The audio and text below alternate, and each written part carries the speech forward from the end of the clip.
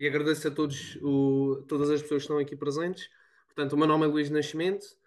Vou fazer então aqui uma pequena apresentação sobre a presbiacúsia, um trabalho que foi orientado também pelo Dr. António Marinho e que me ajudou em todo este processo. Portanto, aqui está dividido mais ou menos como é que é, portanto, a divisão deste trabalho.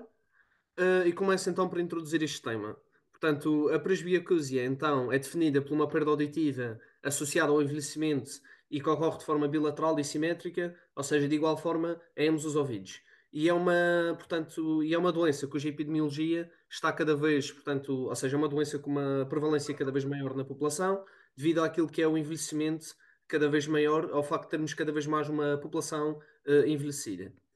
Relativamente à etiologia, portanto, da mesma. Portanto, o principal fator que leva ao aparecimento desta perda auditiva é o envelhecimento, mas temos alguns fatores associados que possam talvez explicar esta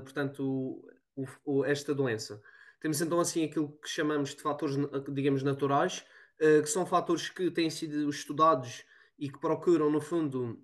explicar um pouco a fisiopatologia que possa gerar este problema e temos aqui alguns ilustrados, como por exemplo as mitocôndrias, que sabemos que têm um papel fundamental naquilo que é a sobrevivência das nossas células, quer pelo facto de, digamos, manter o equilíbrio das espécies reativas de oxigênio, que levam a danos celulares graves e que podem causar, ao longo de vários anos, a destruição celular. Temos também, portanto, fatores genéticos que se associam a uma degenerescência precoce portanto, dos neurónios do ganglio espiral. E temos também alterações, quer a nível da estria vascular, fibrócitos, e também o facto de hoje em dia haver, portanto, a parte inflamatória que é muito importante e que há doenças que, por exemplo, doenças autoimunes ou tudo o que leva a um estádio pró-inflamatório no nosso corpo, que, portanto, a longo prazo pode levar também a uma destruição celular associada, portanto, à exposição ao longo da nossa vida. Temos também aquilo que são fatores externos, que não são, ou seja, que contribuem, são no fundo sinérgicos ao envelhecimento e que podem também acelerar este processo, quer neste caso relacionado com o estilo de vida, portanto, o estilo de vida que adotamos, quer agentes ototóxicos, nomeadamente fármacos, e também os estímulos sonoros assim de elevada intensidade podem também contribuir para portanto, para esta perda auditiva precoce.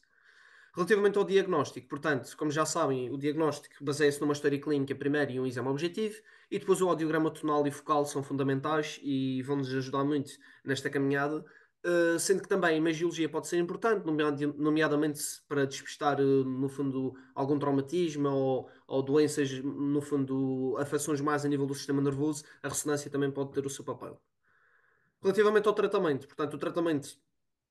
assim mais convencional baseia-se nestes três pilares. No fundo, temos a primeira abordagem, um estilo de vida, portanto, mudança de hábitos e também, no fundo, ensinar estas pessoas formas que possam ajudar a ouvir melhor e a interagir melhor com o meio que os envolve. No fundo, estando mais atentos, por exemplo, à linguagem corporal, informar as pessoas, portanto, amigos e familiares, que existe este problema, portanto, para haver uma compreensão e não haver aquele estigma que também afeta muito estes indivíduos. Depois, o aparelho auditivo, portanto, é uma medida de primeira linha que tem uma eficácia, portanto, quando bem utilizada é eficaz, mas às vezes depende de pessoa para pessoa, nomeadamente devido ao facto de não haver muitas vezes uma boa compliance terapêutica ou também haver uma má adaptação, algum estigma social associado a estes aparelhos. E depois os implantes cocleares, portanto, quando as outras linhas falham ou quando já temos uma perda auditiva já muito acentuada, que é através de elétrodos que estimulam diretamente. hum, a nível coclear, podemos então portanto, produzir um estímulo sonoro e que vai ajudar a melhorar a qualidade de vida destas pessoas. Depois, esta parte já fala um pouco de um tratamento mais promissor e talvez numa linha mais de futuro, que também é o objetivo deste trabalho, no fundo, propiciar investigação sobre este assunto. E, portanto, a genética é uma base fundamental daquilo que é o futuro da medicina e, portanto, é importante identificarmos genes que estejam associados à presbiacúsia. Sabemos que há uns associados não só à presbiacúsia, mas também a outras doenças, mas talvez ao encontrar genes mais específicos pode, através de terapêuticas, como por exemplo modulação viral e não viral, no fundo tentar mudar um bocadinho aquilo que é muitas vezes nestas pessoas algo inevitável. Sendo que neste momento, ou os dias de hoje,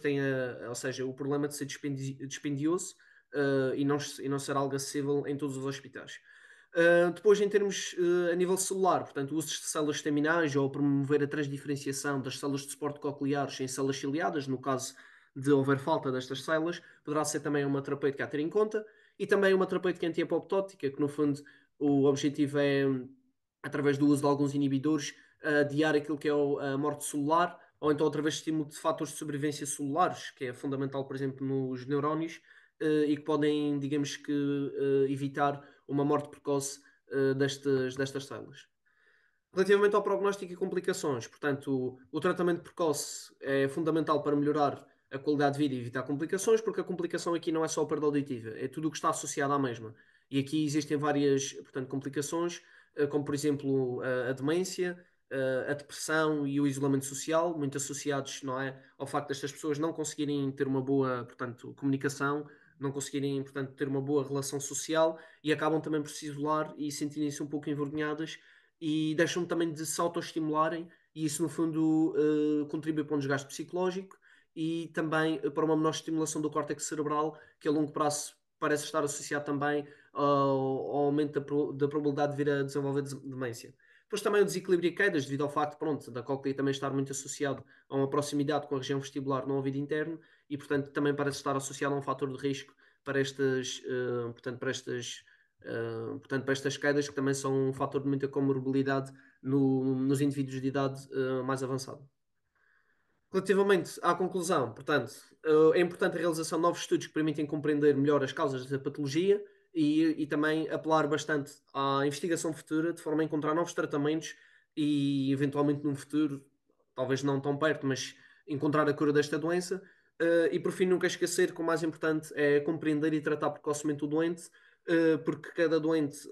tem as suas particularidades e devemos adaptar a nossa abordagem também às suas preferências e àquilo que ele entende. E termina assim.